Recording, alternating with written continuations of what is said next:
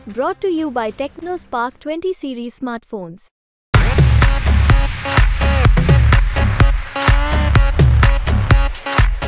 तो उनका विकास का मुद्दा बड़ा हावी रहा भाई, क्योंकि उनको विकास के प्रति इतना वो वफादारी दिखा रहे थे। इसमें मतदाता पूरी तरह खुले नहीं। युवा वर्ग जो हमने देखा उजियारपुर में, वो खुल के बोल रहे थे कि रोजगार, अग्निवीर और कई तरह की जो योजनाएं हैं उसको लेकर के। समस्तीपुर में 2 लोकसभा क्षेत्र समस्तीपुर और उजियारपुर में मतदान संपन्न हो चुके हैं। मतदाता अपने मताधिकार का प्रयोग कर चुके हैं।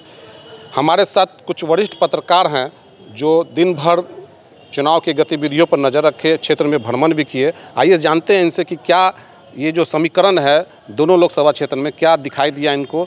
जी कृष्ण कुमार जी, बताइए कि क्या लग रहा है समीकरण। देखिए, समस्तीपुर और उजियारपुर के लगभग 50 से 70 बूथों का हम लोगों ने निरीक्षण किया और देखा वहाँ पर महिलाओं का कतारें जो मतदान के लिए थे वो काफ़ी थे। और जब हम लोग उनसे जब बातचीत किए तो उनका विकास का मुद्दा बड़ा हावी रहा भाई, क्योंकि उनको विकास के प्रति इतना वो वफादारी दिखा रहे थे कि पूछे हम कि क्या मुद्दा है, तो विकास मुद्दा है, जो हमारा काम कर रहा है हम उसको अपना मत दिए। तो दोनों लोकसभा क्षेत्र पर जो है विकास का मुद्दा रहा। कुछ क्षेत्र जो मोहद्दीनगर साइड में जब हम लोग घूमे तो वहाँ युवाओं के द्वारा जो बातचीत की गई, उन्होंने कहा कि बेरोजगारी और ये सब अन्य जो समस्याएं हैं उस पर उन्होंने जो है बताया कि बेरोजगारी को लेकर हम लोग जो है मत किए हैं। यही अभी नटसल में लगा कि दोनों लोकसभा में ये मुद्दा रहा है भाई। अनाज भी कहीं कहीं मुद्दा नज़र आया क्या? हाँ, अनाज का मुद्दा तो काफ़ी रहा। जब हम सरायरंजन प्रखंड के कई जब बूथों का हम लोग जब जायज़ा ले रहे थे और महिला वोटर से और पुरुष वोटर से भी जो हम लोग बातचीत किए, 5 किलो अनाज फ्री वो लोग नहीं भूल रहा। गैस सिलेंडर, हमने ये भी पूछा कि गैस सिलेंडर का दाम तो बढ़ गया, तो लेकिन वो जो बोली कि गैस सिलेंडर तो हम लोग को मिला, लेकिन वो दोनों राज्य सरकार और केंद्र सरकार दोनों के बारे में बता रहा है कि काम हुआ और उस काम के आधार पर हम लोग वोट दिए। हमारे साथ वरिष्ठ पत्रकार गिरिजानंद शर्मा जी हैं। इनसे जानते हैं कि इन्होंने जो बूथ का जायज़ा लिया और पूरा चुनाव का जो है ये क्या आपको लग रहा है समीकरण। मैंने दोनों लोकसभा क्षेत्र के दर्जनों बूथों का जायज़ा लिया, वहाँ के लोगों से बात की, तो जो प्रबुद्ध मतदाता थे वो देश हित, अंतर्राष्ट्रीय राजनीति में देश के सशक्तिकरण को हम दिए, देश की सुरक्षा और रक्षा व्यवस्था समस्तीपुर उन्होंने फोकस किया। समस्तीपुर में 2 मंत्रियों के बेटे या बेटी आमने सामने। इसमें मतदाता पूरी तरह खुले नहीं, लेकिन कुछ युवा वर्ग के मतदाता जो खासकर पहली बार थे वो मुखर होके थे और विकास के मुद्दे पर अधिसंख्य लोगों ने अपना मत दिया है। लोग विधि व्यवस्था और शांति।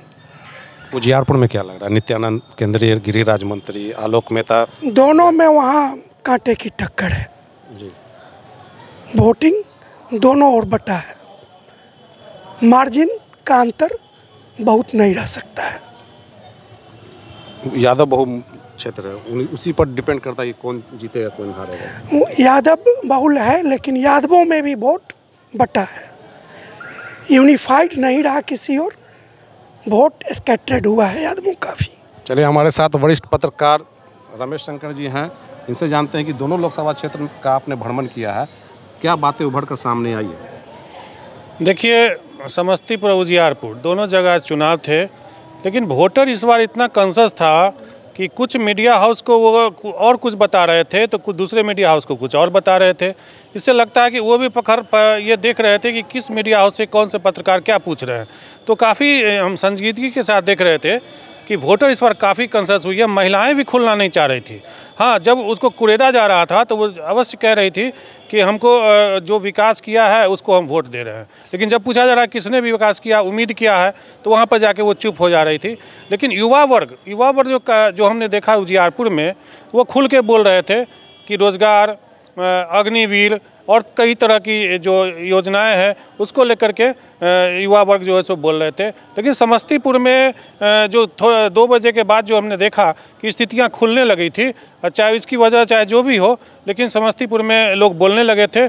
और योग्यता को लेकर के भी कहीं ना कहीं जो कैंडिडेट 2 हैं, दोनों मंत्री के पुत्र पुत्री हैं, लेकिन जो दोनों में जो लोग निर्धारण कर रहे थे तो उनको एक पक्ष काफ़ी भारी लग रहा था योग्यता को लेकर के, तो वहाँ मतदान हो रहे थे। तो हम कहना मुनासिब होगा कि जनता इस बार काफ़ी जागरूक थी और काफ़ी सोच विचार करने के बाद अपना मतदान किया है। और अब तो देखना आगे दिलचस्प होगा, 4 जून को साफ क्लियर होगा। लेकिन अभी जो लग रहा है कि स्थिति काफ़ी डामाडोली कह सकते हैं। जी, तो आपने देखा कि वरिष्ठ पत्रकारों ने अपना मंतव्य दिया है, मतदाताओं का क्या समीकरण रहा। अब तो आने वाला वक्त ही बताएगा 4 जून को कि क्या रिजल्ट आता है। जहांगीर आलम, समस्तीपुर, बिहार तक।